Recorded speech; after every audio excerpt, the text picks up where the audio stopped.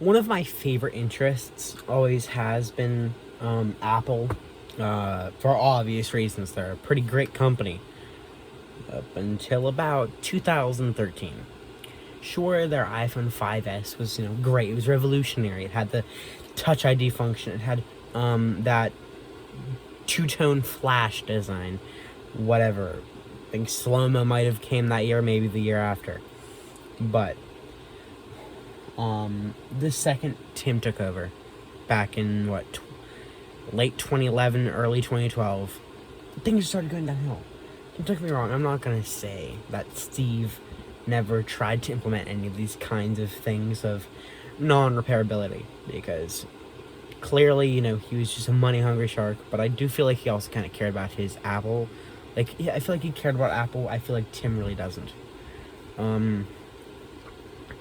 But one of the things that I noticed is that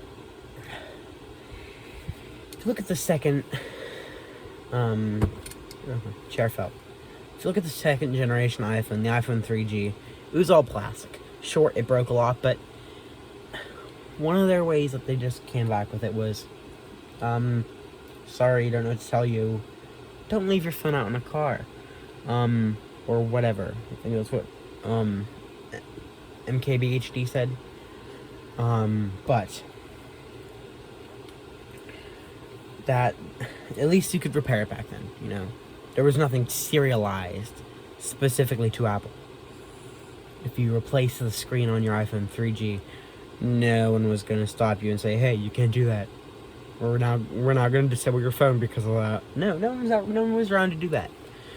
Until about 2013, when the iPhone 5S came.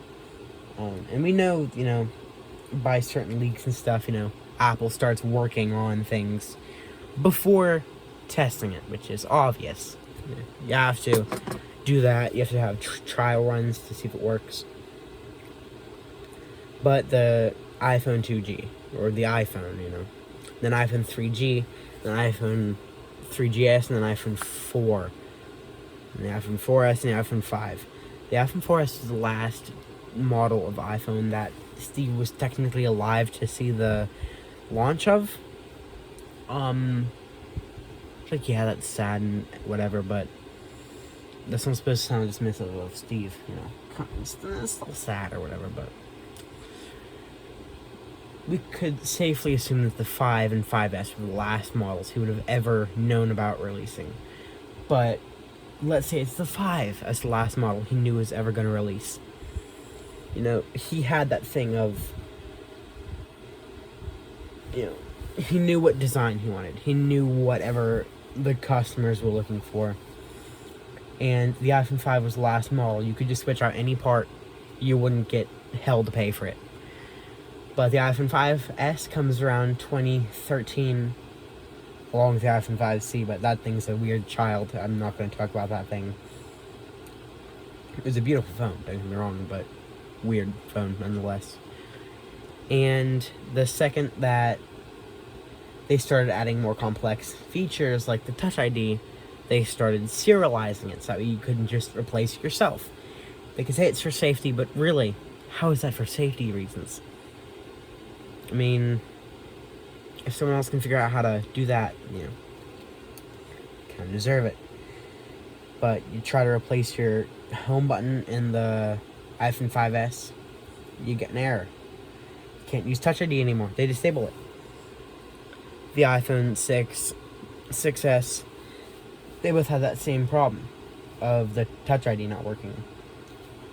But what really came into hand was the iPhone 7, which disabled your home button entirely if you tried to replace it, because it was touch capacitive, meaning that it was no longer an actual button. It was a sensor. And if you damage that sensor, you would have to go to Apple and pay like half a grand on it just to have your home button back. At that point, buy a whole new phone.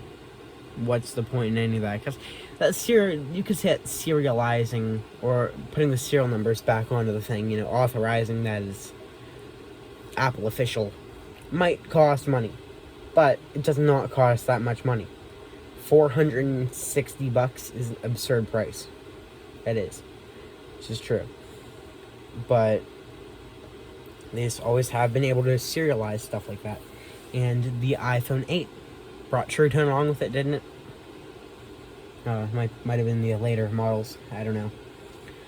But True Tone was brought along, and then if you replace your screen, couldn't use True Tone anymore. iPhone 10, 10s, and 10R along with the 10s Max brought Face ID. Another flaw in their system of repairability. Sure, they weren't going for repairability, but they should still at least try to keep the public in mind if they want to keep up their appearance. Sure, they might be this huge company, but back in 1976, if they told Jobs and Wozniak that, hey, you're going to have this company, it's going to be really successful, so you're going to start turning into some money-hungry, community-hating goblins, they probably would have ended Apple right there. Sure, the money part sounds great, but the rest of it is just straight up negligence on Apple's part.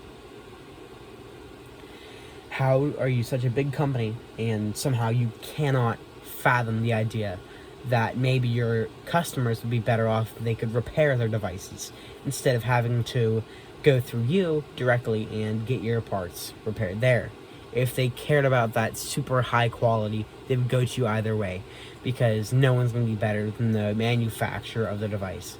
If they want to go to you, break iFix, something like that, they should be able to. They should be allowed to, and not have to pay absurd prices just to get simple fixes to their phone that otherwise would cost them pennies to manufacture. When Apple starts getting cocky, they start thinking that they could charge people more, which is what happened with the iPhone 10. They got cocky, thought they could charge people more. Guess what? They could, because it's a cool phone.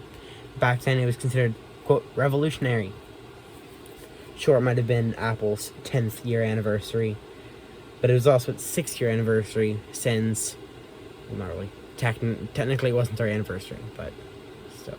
It's been 6 years since Steve Jobs died. But ever since, what I'm trying to say is, ever since Tim Cook has been put in charge of Apple, things have went downhill in the repairability sector. Until I think it was, the UAE or whatever, started saying that it was mandatory that they put certain things in their phones and have certain regulations and laws put in place. Where now, they are in fact, trying to listen, but only because they know it'll cost them money if they don't. Possible fines. I can't guarantee that. I don't know too much about it. But just because Apple's getting threatened about fines, why would that scare them now? They have never been one to shy away from a fight. And I'm pretty sure that's actually the reason that the Apple Watch wasn't called the Apple Watch. The Apple Watch is called that. It's because it was supposed to be the iWatch, but there was already a patent on it. Just like there was already a patent on an iPad, but they had to pay for it, I think. Or not a patent, trademark on the name. Sorry, my mind's a little bit foggy right now. Yeah, there's already trademark names for those products. So, obviously, the iPad, they had to pay for that trademark name. But, the Apple Watch just never bothered, I guess. Which is, kind of a bummer, but also I couldn't imagine looking down at this and saying, oh yeah, that's the iWatch. Like, why does everything have an I in front of it? iPod, iMac, iBook, iPhone, iPad. Couldn't imagine iWatch. Surprised they didn't call it the iVision. Or just the eyes. Eyes. I mean, Apple is just declining at such a fast rate. I used to be their biggest fanboy. I used to follow every single Apple page. And that's actually why I know so much about Apple, because I used to love Apple. Now I don't. They suck. They truly do. They're horrible. I know I could always just go to different providers if I wanted to get the no Apple experience, which everyone seems to think is great. It's really not that great. Too many limitations, really. An Android phone of the same price would get you so much more. Is it easier hackable? Maybe. But they also have more leniency for their users. Apple assumes all of their users are conglomerate whatever's. No. Most of their users are 7-year-old kids trying to find out how to download skibbity toilet hacks on their phone. They don't care about that. Most of Apple's user base likely isn't what they think it is. But companies like Samsung, Huawei, and Xiaomi, they know this kind of thing. They don't really have that much limitation whenever it comes to what you can and can't download. Oppo and OnePlus, I wouldn't really know about. I have not gotten any kind of official in-person test with them. But I think OnePlus is probably pretty similar in those categories, because I knew someone who had a OnePlus at one point, but anyway. Those are the big names that I am thinking of right now, because they allow things to be downloaded. They allow you to download games that have been dead for years. You can do pretty much anything on these phones, and they know their target demographic. Likely kids and teens and even early adults, not businessmen looking to make extreme offers under the table to billion-dollar companies. And while sometimes that may be what they seek out, that's not their general user base. People want a phone to A, make phone calls, B, make texts, and C, do whatever they want. If there are such restrictions on stuff like Apple, what's stopping everyone from just switching over to an arguably better system of running a user interface? Really. I mean, whenever Apple goes under, I could just imagine that people they're just going to be mad, because they're like, oh, what's wrong with us? We've been trying to improve. No, you haven't. You've been trying to not get thrown in jail. That's not improving. That is tolerating. You are tolerating Apple. You're not making yourself better. Samsung is, though. Samsung is making brilliant choices in marketing, like the A series. And they had the Soul series going for a little bit, but I don't know if that thing's still live. The Luna series, J3 Luna Pro, etc. And most importantly, their S series, which is what they're still at now as their flagships. The Z Flip series and Z Fold series, they're kind of dumpster fires. I don't really want to talk about those things. They're annoying. If you're to make a brilliant piece of tech, you should at least try your phone out a few times. Fold it 100 times. If there's a big white crease going across the middle of it, I mean, what, like $2,000 down the drain? And that's just absurd. The price that phones are getting at this point. I know inflation's a thing, but really, in 2 years you go from $649 to like $1,280. I'm not sure how that works. It's almost doubling the prices. But Apple they just need to stop making all this, anti-R2R stuff, because at some point it's going to come back to bite them, and at some point they are going to get some kind of charges brought against them. Yes, they might have privacy, but they also have users that probably don't really need that. So, I have to say to Apple is choose your market wisely and stop putting blocks in your user's path.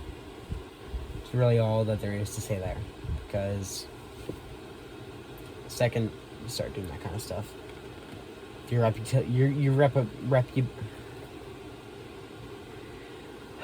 anyone have some coffee? I am extremely tired.